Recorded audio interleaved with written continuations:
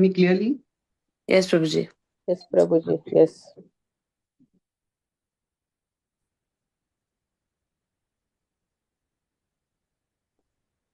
Om Jnanatimirandasya Jnananjanashalakaya Chakshurunmilitam Yena Tasmai Shri Gurave Namaha Namo Vishnupadaya Krishna Prishtaya Bhutale Shrimate Bhakti Vedanta Swami Iti Namine Namaste Saraswati Deve Gauravani Pracharine Nirvishesha Shunyavadi Paschatya Deshatariणे Vanchakalpatarubhyascha Kripa Sindhubhya eva cha Patitanam Pavanebhyo Vaishnavebhyo Namo Namaha Jai Shri Krishna Chaitanya Prabhu Nityananda Shri Advaita Gadadhara Shrivasadi Gaura Bhakta Vrinda Hare Krishna Krishna Krishna Hare Hare Hare Rama Rama Rama Hare Hare. My dear Lord, please guide us all so that we can understand your words of wisdom and know how they can be applied in our lives so that we can become better and come closer to you. Hare Krishna. So,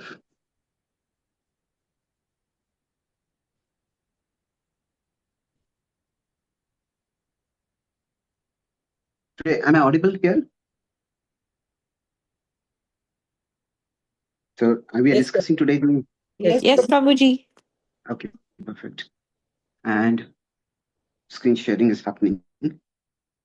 So, I'll be using the whiteboard, the tablet to write and draw certain things. Mm-hmm. So, let's begin by looking at the verse 8 to 5, the elephant Gajendra's crisis.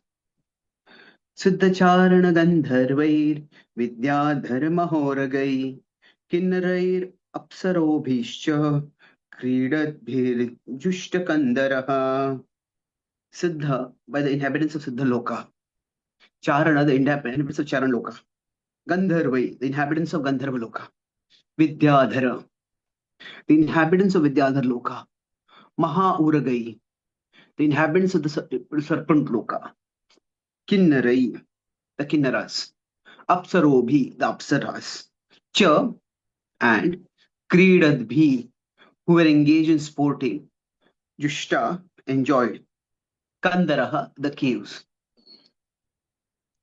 The inhabitants of the higher planets, the Siddhas, Charanas, Gandharvas, Vidyadharas, Serpents, Kinnaras, Apsaras, go to that mountain to sport. As all the caves of the mountain are full of these denizens of the heavenly planets. Purport, as ordinary men may play in the salty ocean, the inhabitants of the higher planetary systems go to the ocean of milk. They float in the ocean of milk and also enjoy various sports within the caves of Trikuta mountain.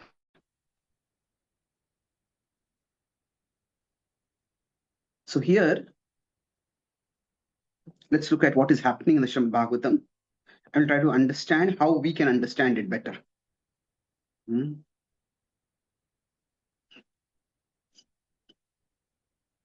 So if we look at what is going on,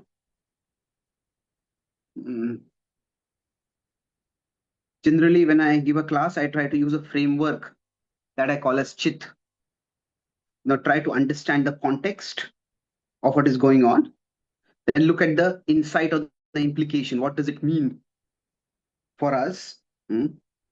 What does it imply for us? And then what is the takeaway? How it can we apply in our life from this? So another way to understand, so context is we focus more on the verse and the text within the verse and the chapter and the book. That's what we try to understand. And then implication is we try to more look at the universal principle over there. And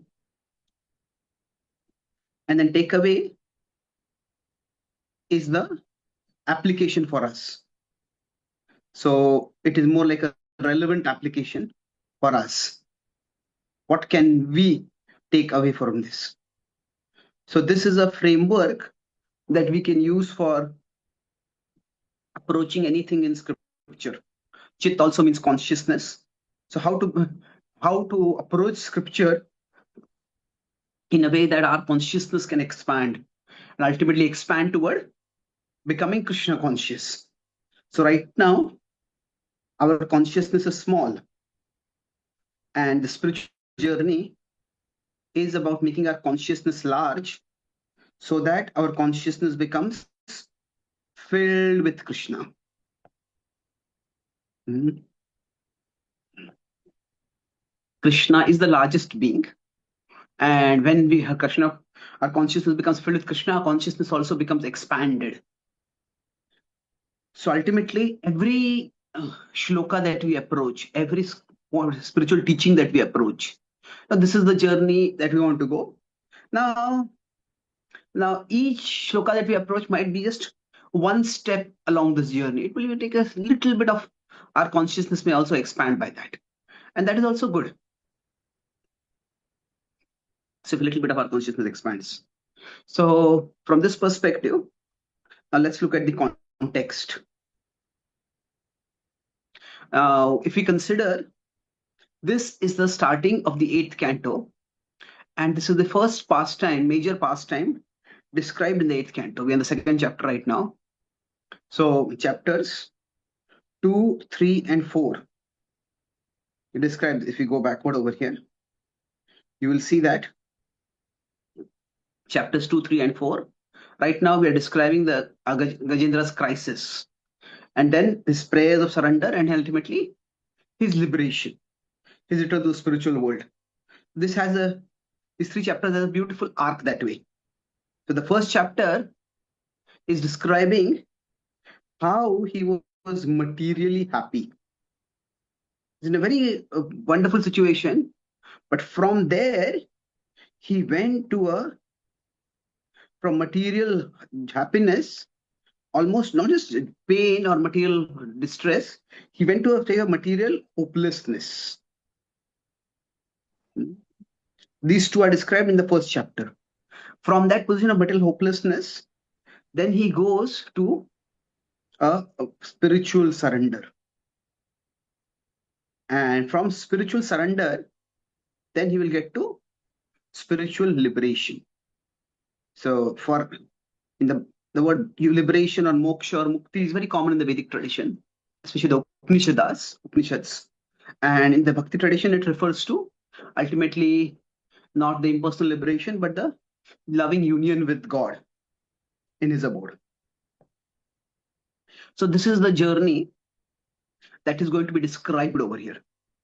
And right now, in the start of this chapter, so if we consider 2nd chapter, first, it describes how he is materially happy.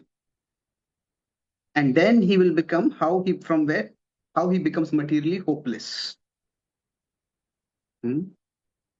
So right now, how he is materially happy is being described. And while how he is materially happy is being described, it is, so generally when we talk about material happiness, it depends on several factors. Material happiness can come from the place we are in. It can come from the people we are with. It can come from the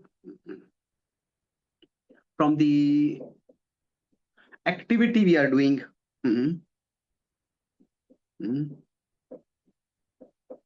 It can come from the mood we have at that point, or attitude or frame of mind that we have. So there are many factors which determine. So in one sense, if we consider that how does material happiness come? For that matter, any kind of happiness, how does it come? Because the soul is here. Now the soul is situated in the mind. The soul is a subtle body. The soul is situated in the gross body. And then the soul is situated in a social circle among some people. And the soul is situated in the environmental circle. Soul is situated in a particular environment. So if we consider each of these, the soul, the mind, the body, the people, and the place. Those of you who, some of you may notice that this is associated with the body and the mind are associated with the Adhyatmic, the people are associated with Adi Bhautik, the places are associated with the Adhyatmic, sorry, Adi Daivik. So generally, if we consider everything about happiness, oh, if we go to somebody goes to a hill station or somebody goes to a beautiful place, say in India, somebody might go to Goa or Nainital or Darjeeling. In America, somebody might go to Niagara Falls. Somebody might go to certain places. The in America, beautiful, some lakes, some deserts, some not some deserts, some forests, some mountains. So the place, going to a particular place, some places are beautiful, some places are architectural marvels. But the place can give us happiness. Then the people whom we are going with. Now, when we either the people could refer to the people whom we are going with or people to whom we are going. So when say tourists come to India, often we take spiritual tourists on a tour of India, spiritual tour of India. The place is important. They would like to go and see the Taj Mahal. They might want to go see Jaipur. They might, if they're more devotional inclined, they may also want to see Vrindavan. So they place, but then who are the kind of people either who are guiding them or whom they are interacting with over there? Somebody might go to Radha Kund or somebody might go to Jagannath Puri. And if they meet people over there who are, say, for whatever reason, the religious representatives of those places are sometimes very pushy and aggressive in demanding money. It can create a very unpleasant experience. So the people around us, they matter a lot for the kind of experience that we have. And then, of course, sometimes if you go to a particular place, if our health is not good, you travel to a new place because of the food, we get dysentery or whatever, that can be very unpleasant. Mhm. Or if somebody has a very critical attitude, they didn't want to go to India, but maybe somebody pushed them to go and they have come. So even if they're going to a very beautiful place, they may not appreciate the beauty. On the other hand, somebody that is spiritually curious and eager, oh, I've read so much about India, I've heard about India, I want to explore it. I see many tourists, people who have that, what they call as uh, wanderer bug or travel lust, they call it. Now they say that people who love to travel, now they just love exploring new people and new places so much that even though there are physical inconveniences, then they fall sick, the weather is too hot, the logistics don't work, they don't get irritated. So the idea is that material happiness depends on many of these factors. And why are we discussing all this? Here, the place is being described, and it is such a fantastic place that it can almost seem to be like fantasy. That fantasy is something which is imaginary, which is unreal. Fantastic is wonderful. So now some people can get fixated on this itself. Oh, are all these kind of beings actually existing? Are all these so many different different specific names are given over here? The Charanas, the Siddhas, the Apsaras.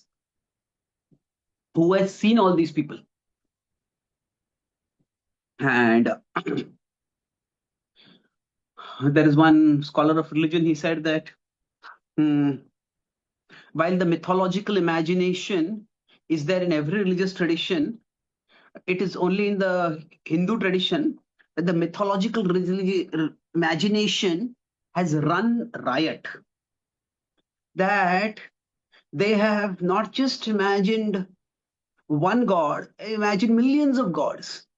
They are not just imagined one particular abode like heaven or something. They've imagined dozens of other planets, hundreds of millions of universes, and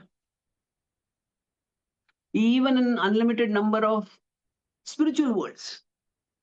So the idea is that all this can seem It's a fair point, if we consider that now it's not imagination, but from their perspective, it's mythological imagination run riot.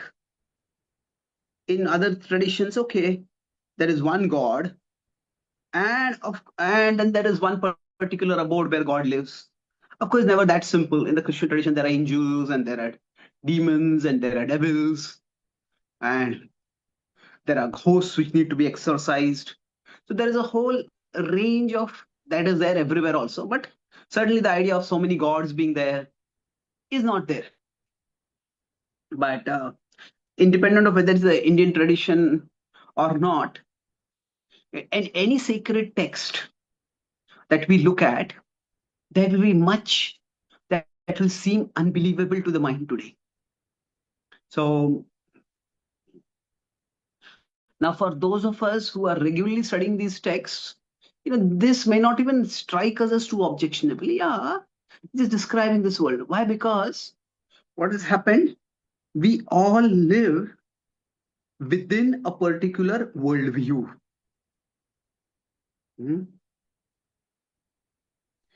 We all live within a particular worldview. So, for example, this is the scriptural worldview. Shastra Chakshu or Jnana Chakshu. Basically, we live within a scriptural worldview.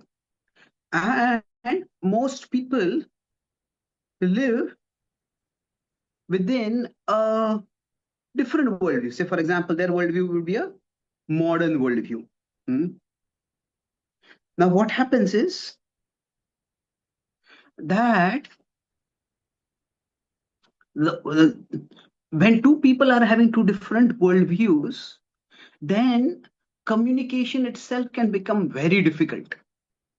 Because let's try to explore the point of worldview over here. So now I have moved in the analysis. The context I gave, what is the context? The how enjoyable this place is. That is what is being talked about over here. So that's why the specifics of the place were given. And Prabhupada focuses on that particular point when he says that just as we play and sport here, similarly, there are places where people are sporting in the higher abode. So in the CHIT acronym, I have moved toward the implication now. So what is the implication? Implication is all this can seem so fantastic as to seem like fantasy. And how do we deal with that? So let's try to understand first the concept of a worldview and how it shapes our view. Our worldview is often invisible, yet while being invisible, or we may not be aware of so much of our worldview, but it shapes our every view. Everything that we see is shaped by our worldview. And that's why understanding what someone's worldview is before we can communicate with them is important. So, for example, if somebody is, say, very money minded, somebody is very not just materialistic. Materialistic could mean that they want lots of material goods, they want material fame, but materialistic specifically in terms of money minded, we might say we might use the word greedy for them. Hmm? So then for them, if that is the base of their worldview, then everything they will see in terms of monetary value. Now, seeing comes into monetary value, is it important? Well, yes. When somebody comes to a temple, if it's a grand temple that we see, then we will be aware, oh, whichever religious group or whichever community built this temple, they must have a lot of money. Otherwise, they would not be able to build such a big temple. But for most people, yeah, that would be one factor. What we might look as the grandness of the temple, the artistry of the temple, how the spiritual ambience is created by its artistry and architecture. And you might focus on trying to understand if it's our own tradition, then okay, who are the people who are behind this and how are they depicted various things? If they are from a different tradition, you have to know, okay, what are their beliefs? How do they worship? What do they worship? So looking at the monetary value is important, but if all that is all that we are looking at, then we'll miss out on so many things in our view. Mm. So the idea is that our worldview, whatever it may be, it shapes our every view. So, especially when we go deep into scripture. Now, if we start communicating scripture with our children, now what happens? The children, if you look at a children's journey, and we could say a child's worldview journey. I hope the concept of worldview is clear, that it is the basic foundational lens with which we view everything. So when our children are small, say till the age of say 10 or 12, as you call it, preteens, 10, then they just more or less adopt the parents' worldview. Hmm? Now, of course, if the I'll not get into the complexity where the parents don't have a shared worldview, where say the father is materialistic and the mother is a devotee, or the mother is religious and the father is not. Let's assume that the parents have more or less a shared worldview. So the child adopts that particular worldview. Now, of course, at this time also the child is going to school, and school they are learning certain things. But it is the parents' influences much more, at least the first 5-6 years.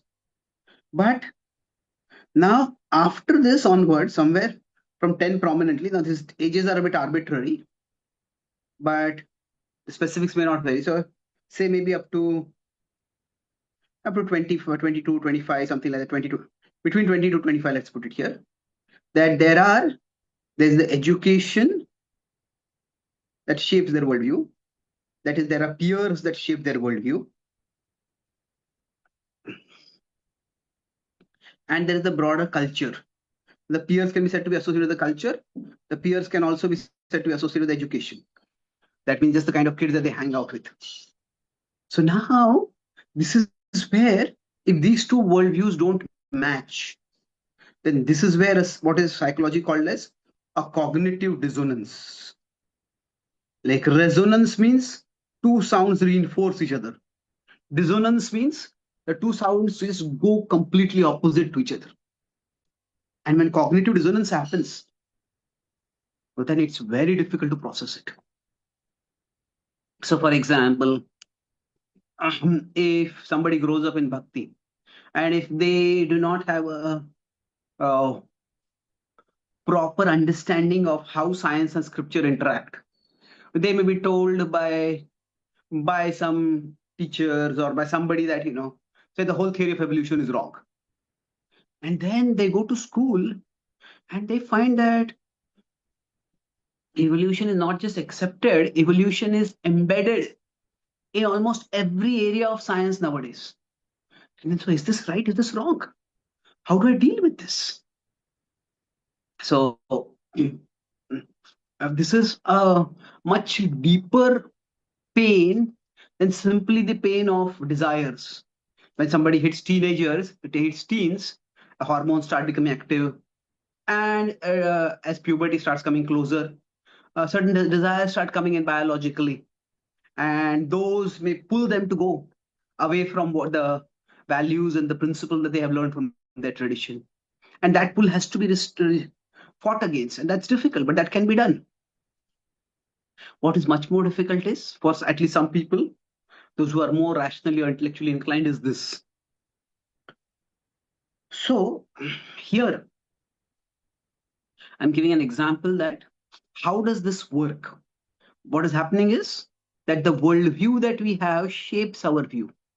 And so you could say they grew up in a school, they grew up with their parents, they get more like a faith-centered worldview.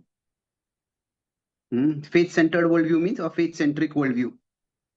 So, but as they go in education, they often get a more reason-centered worldview. Is this logical? Does this make sense?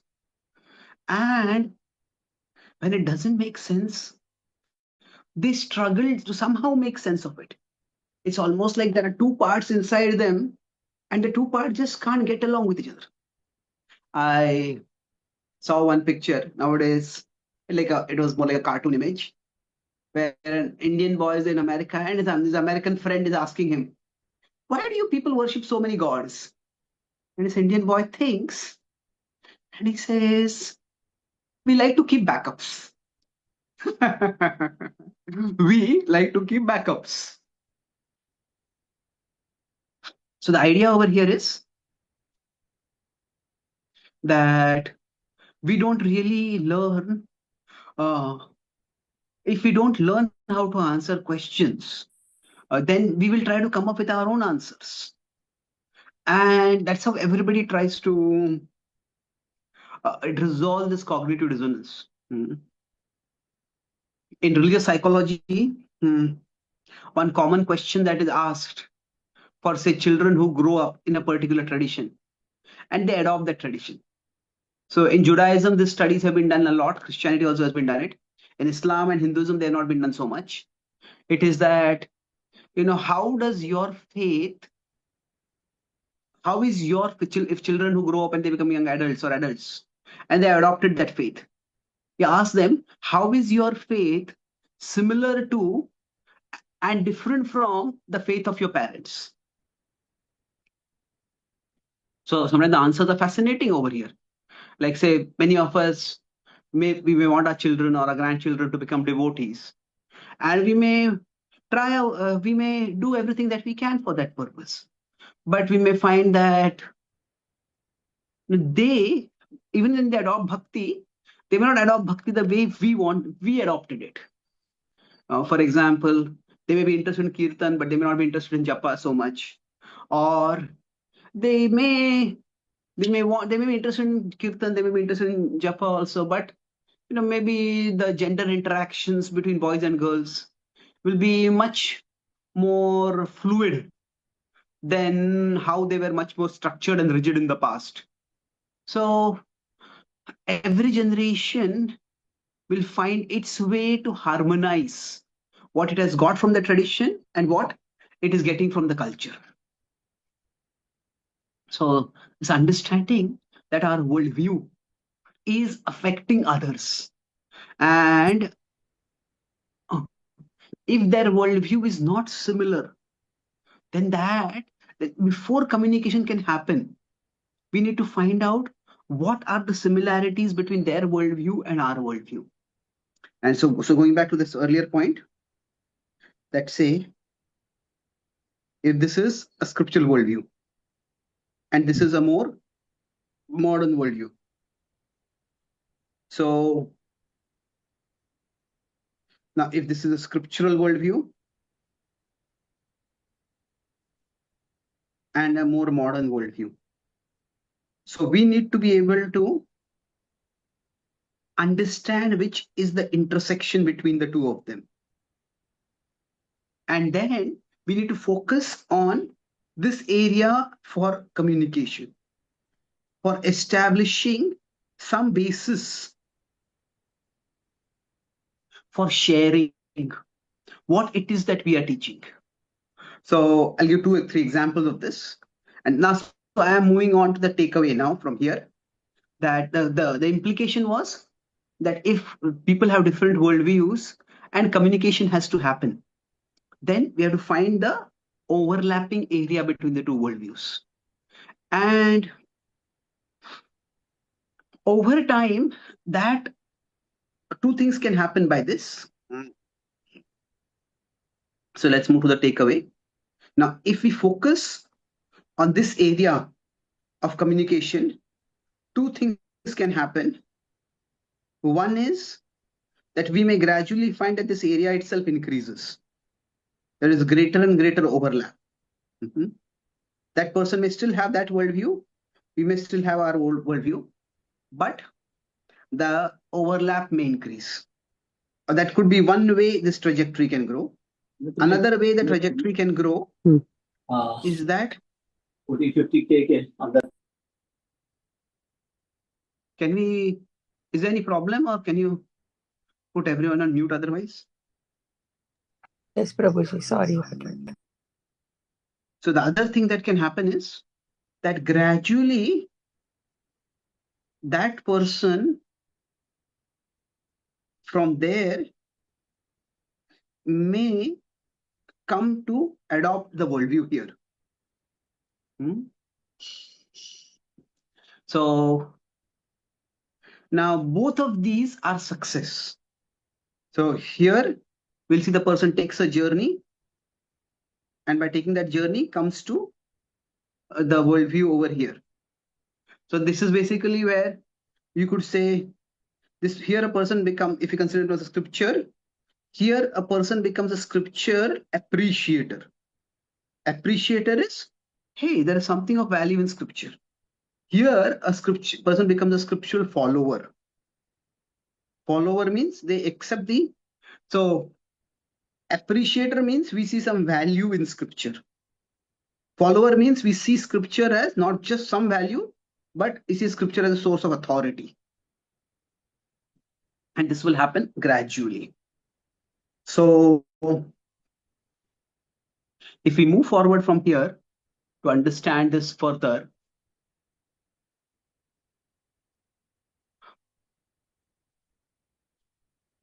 let's look at some examples of how Srila Prabhupada adopted this particular point also. When Prabhupada was in Los Angeles, some devotees from Hawaii, they came to meet him and they said, Prabhupada, when we talk with the scholars and when we tell them, so this is when we tell them about, we're talking about the Bhagavatam, and there are people who are scholars, academic scholars. He says, if we tell them that, say, Maharaj Ugrasen, who was the ruler of Dwarka, had some extraordinary number of bodyguards, which ran into some fantastic figure. So they start laughing at us.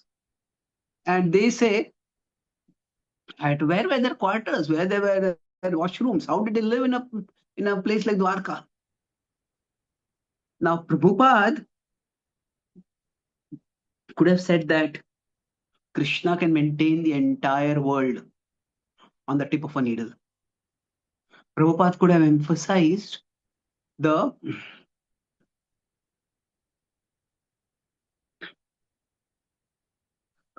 inconceivable power of Krishna.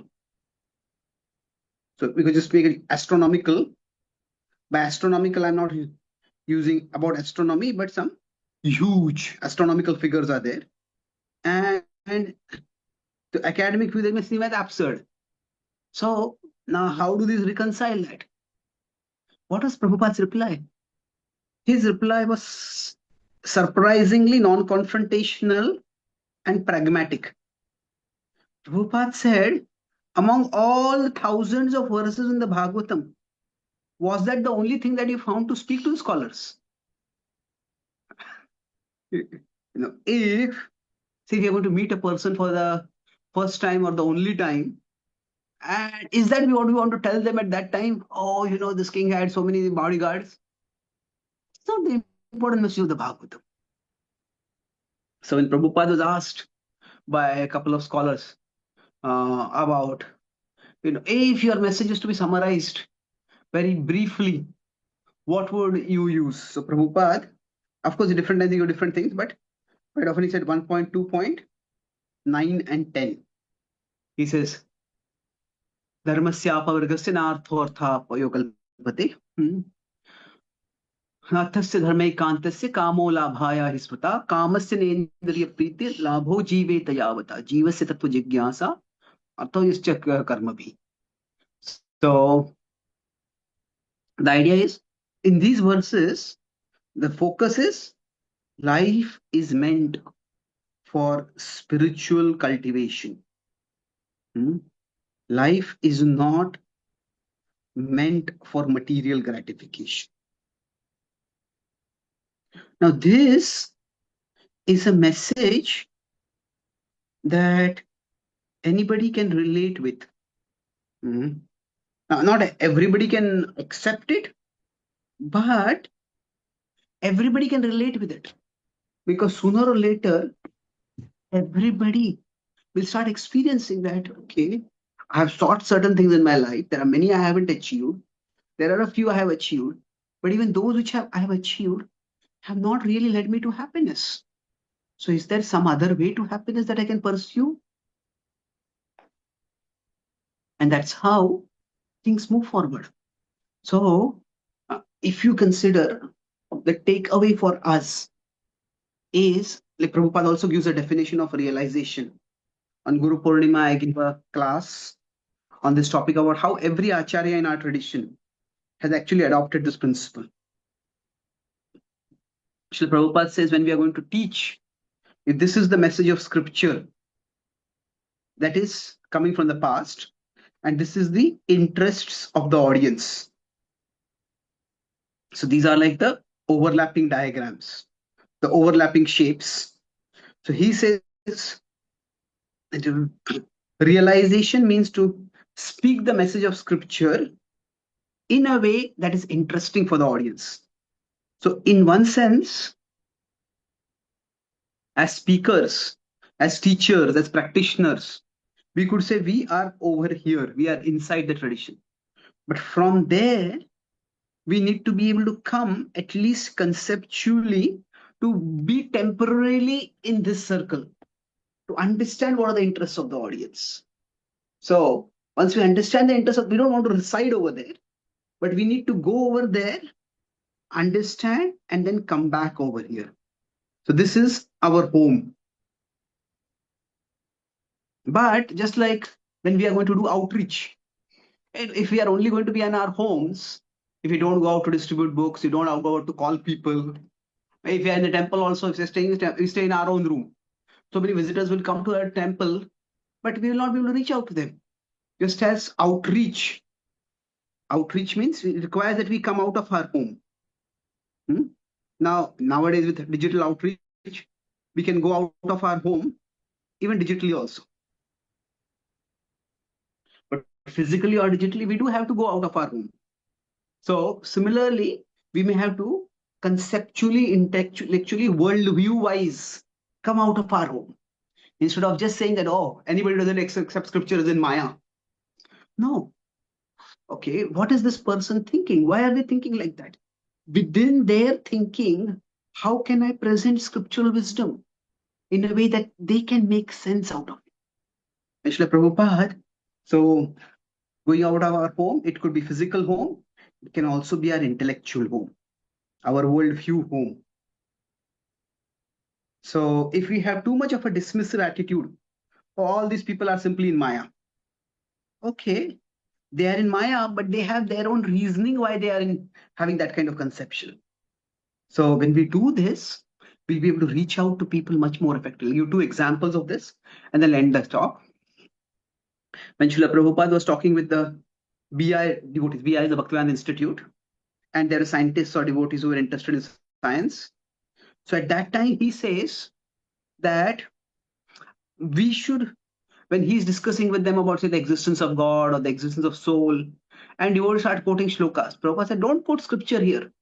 He said, our message, we should be able to present the message not just based on scripture, by quoting scripture where required, we should be able to quote it, explain it based on logic without needing to refer to scripture. So it depends on the kind of audience that we are trying to reach out to. Now, if we are reaching out to a traditional audience who has already accepted scriptural authority, then quoting scripture will actually reassure them that, oh, what you're saying is based on scripture. So in the Bhagavatam, it is said, going back to this particular point, that it is yatha shruti and yatha mati. Yatha shruti is what I have heard from scripture. Yatha mati is what I have understood according to the worldview that I came from, according to the worldview that I'm trying to reach. So whenever yatha mati or yatha aditi, it is said. This phrase comes multiple times. So this point which Prabhupada mentioned about realization, there's a scriptural basis for that. Shruti is what we get from the tradition. Mati or Dhiti is what we get by observing the world around us. To the same point, we should be able to convey according to scripture to those who accept scriptural authority. For those who do not accept scriptural authority, then for them we need to be able to explain things rationally using logic. So for example, if we choose not to eat meat, then if our children are going to school and say others are eating meat over there, and some student asks, why don't you eat meat?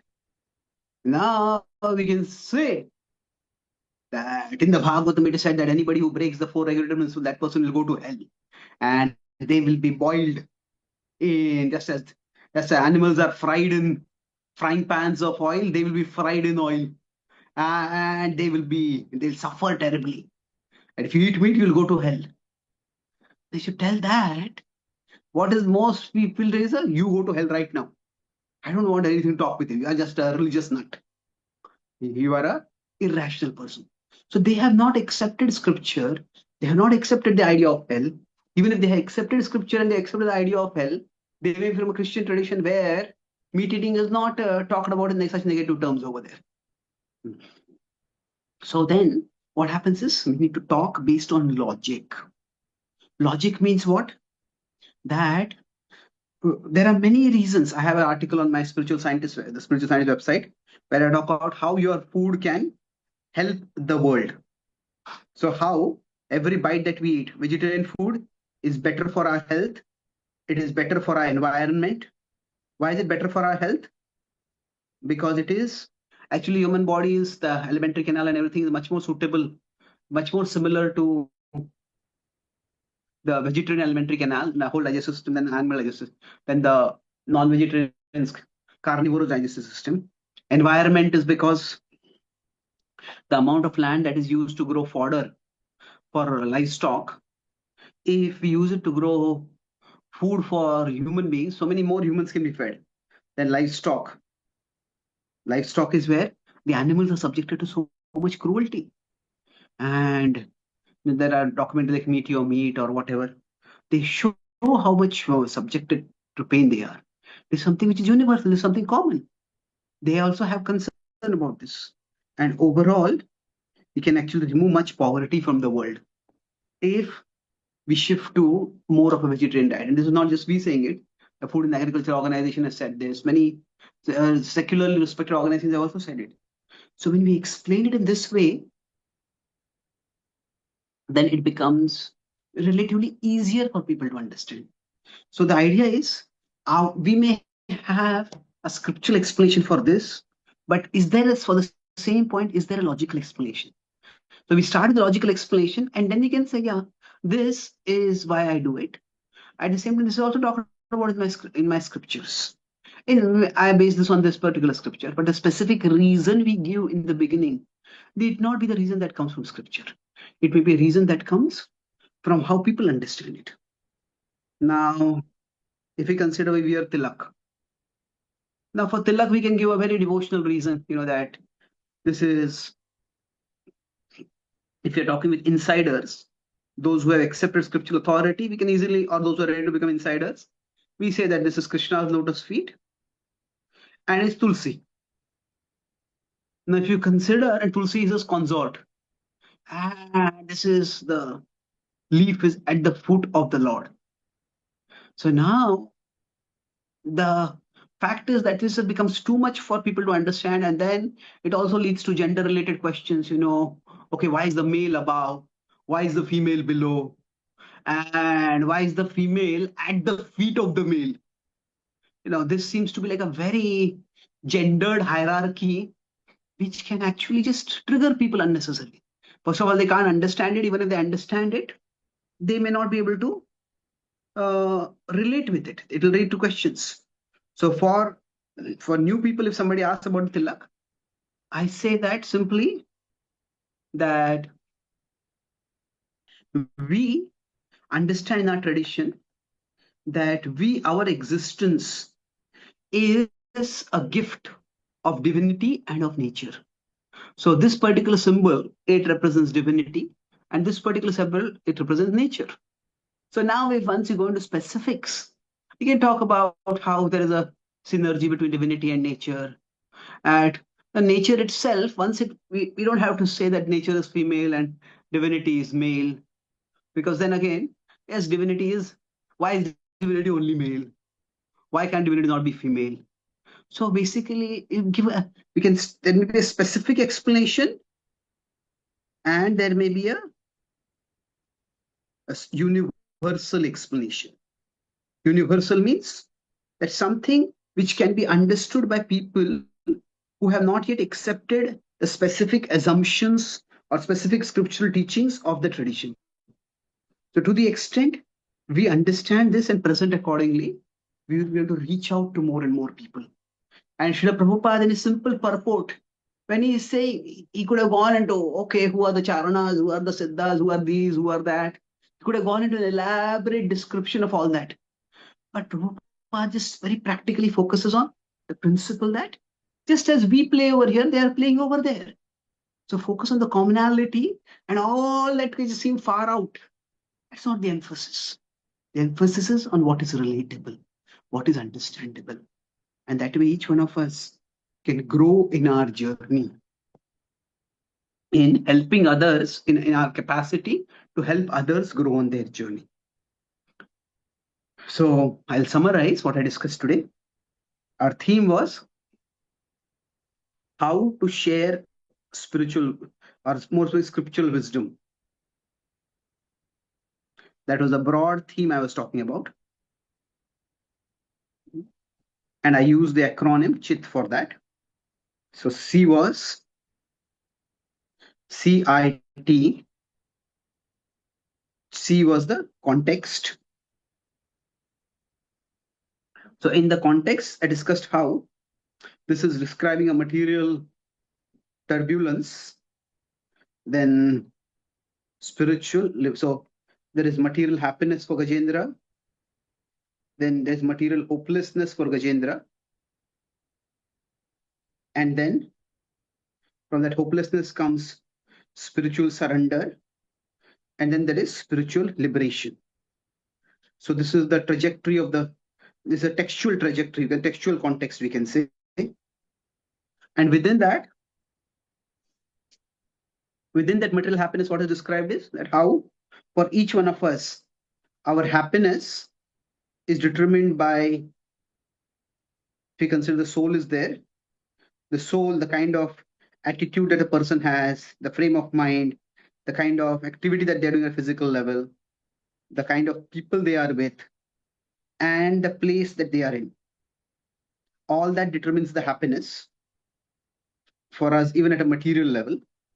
So the frame of mind,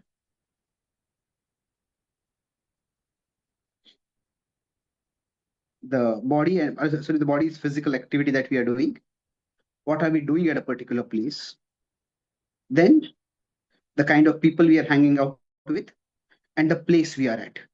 So all these determine our material happiness, or in general our happiness. It doesn't have to be material also, to some extent. So then right now in the Bhagavatam, the place is described. So then we describe that the place, the implication of this is, and the place can seem so fantastic that it can seem to be like fantasy. This just is unbelievable. There's no way some place like this can exist. So we discussed how our every view, whatever we see, that is shaped by our worldview. So now we may not be consciously aware of our worldview, but our worldview invisibly shapes our every view of the visible. And therefore, whenever there has to be outreach, what we need to understand is that I am inhabiting a particular worldview, the other person is inhabiting a different worldview. And this is our worldview, and this is the other's worldview. So understanding what is the worldview that they are having and finding out where is the intersection between the two. That is important. When this is done, what can happen is that the area of overlap may gradually increase. And this is where a person becomes at least an appreciator of scripture, or they may still be in that other worldview, but they'll at least become appreciator. Or what can happen with time is that they may even move from that worldview to adopt a more scriptural worldview. So ours could be a scriptural worldview. There could be a more modern or rational worldview. So I talked about our children when they are evolving, how their worldview journey occurs. So for us, as a takeaway, we discussed how the principle of realization is that we need to be expert enough to look at what is the message of scripture and what is the audience interest. Interest refers to what is interesting or intelligible within their worldview. And we need to be able to present the message of scripture in such a way that it can interest them. That's why it's important that we at least be intellectually able to come out of our worldview. This is our home, but this is for outreach. We need to be able to come out of our worldview and go out to see how they are thinking, what they are thinking, and be able to communicate accordingly. So the same message of scripture, this could be our message that could be taught based on scripture, but that can be taught also based on logic. Now, this can also, so I give example of how we may talk about meat eating, why we avoid eating meat, or I can give the example of how to explain about tilak. So even if it's not exactly logical, we are talking here about something which is more universal. So can give a specific example and a specific explanation and universal explanation. The more universal the explanation, the more intelligible it will be for people. And that's how our outreach can expand. Thank you very much. Hare Krishna. Is there any question or comment?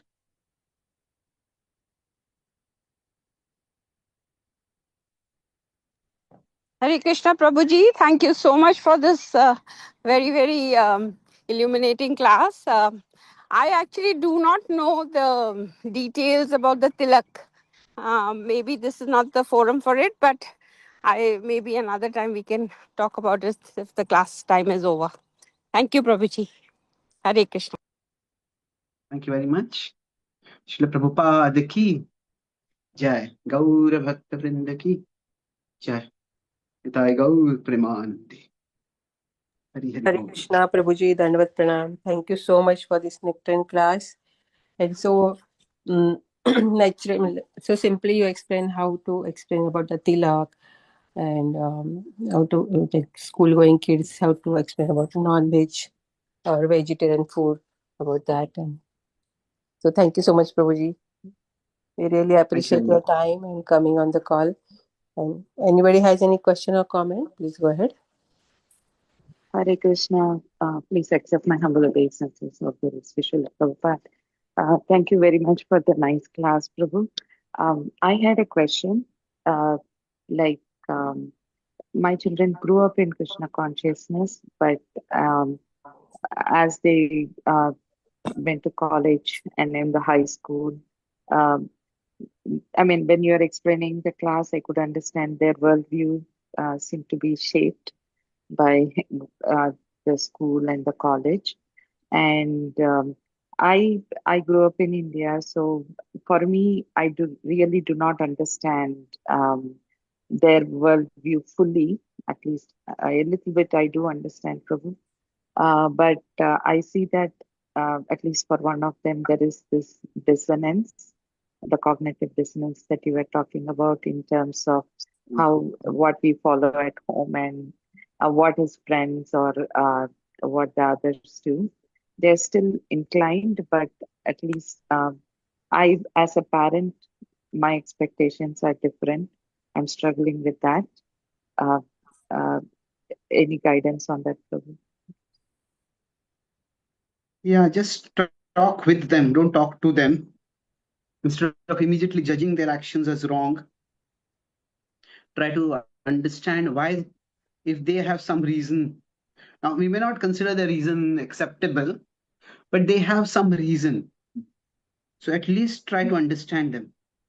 See, if our children feel that that we are not even ready to understand them, or we are not even capable of understanding them, then there is a communication breakdown. So one of the problems in this is that on one side, as parents, we are expected to, it's our responsibility to pass on the values that have shaped our life, the values which we have received from our tradition, from our experience to our children. But at the same time, there's a particular time when it's not so much we passing on our values as they selecting which values they will accept. So at that time, instead of it becoming a transmission, it becomes more like a negotiation. Negotiation is going to happen in their mind. So if you consider initially, there's a parent and there is a child. So in the initial stage, it's a transmission of values. Okay, that is, if guests come to our life, you should respect them in this way, you should talk with them in this way. It's not that simple, but overall it's like that.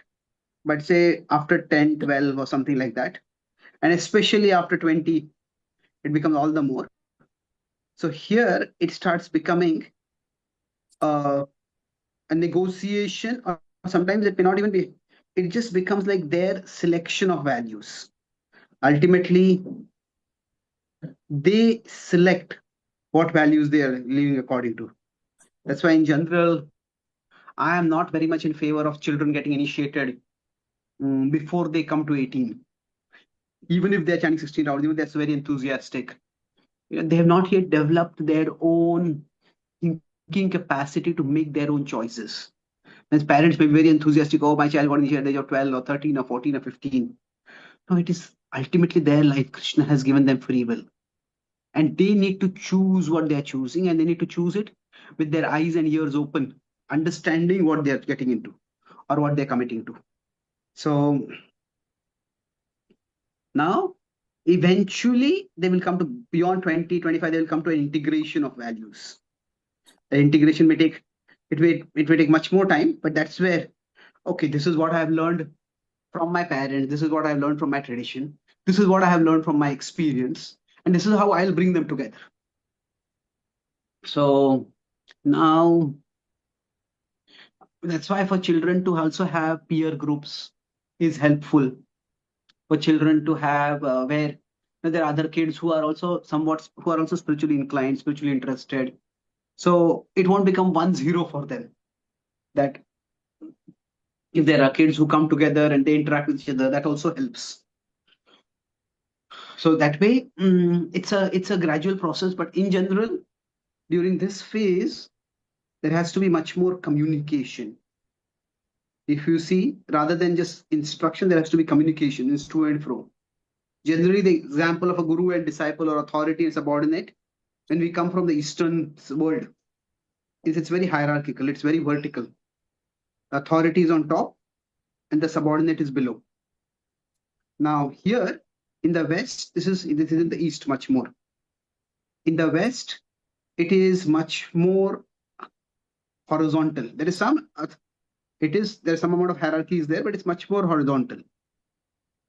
And if you see in the Vedic tradition also, this is not unprecedented. For example, we have Narada and we have Dhruva.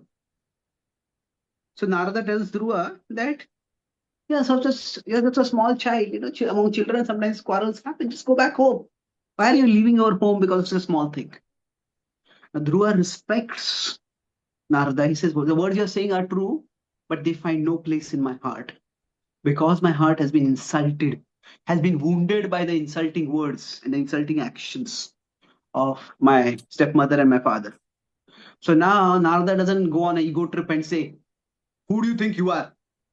I am the son of Brahma. I have been for more generations than the living for more generations than number of years we have lived on this planet. So who do you think you're to question me? Narada doesn't do that. Narada gently, okay, if this doesn't work for you, then what works for you? Let's discuss that. And Narada gives him something that will work for him. So that way I think communication has to happen. Okay. Thank you very much. Kantraj Srimad Bhagavatam ki jai. Srila Prabhupada ki jai. Gaur Bhakta Vrinda ki jai. Jai. Gaur Premanand. Thank you, Prabhupada. His Grace Chaitanya Charan Prabhu ki jai. Jai. Thank you, so much. Prabhuji, for such a Jai. wonderful Thank lecture you, and Prabhuji. Hare Krishna. so analytically explained everything. Hare Please come Krishna. again. Hare Krishna. Like Thank you, on Prabhu. regular basis. So please Happy come. day of service.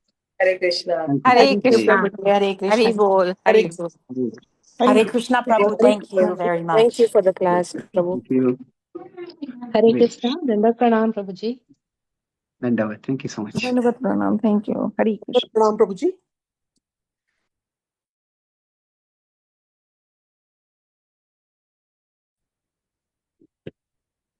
Hare Krishna.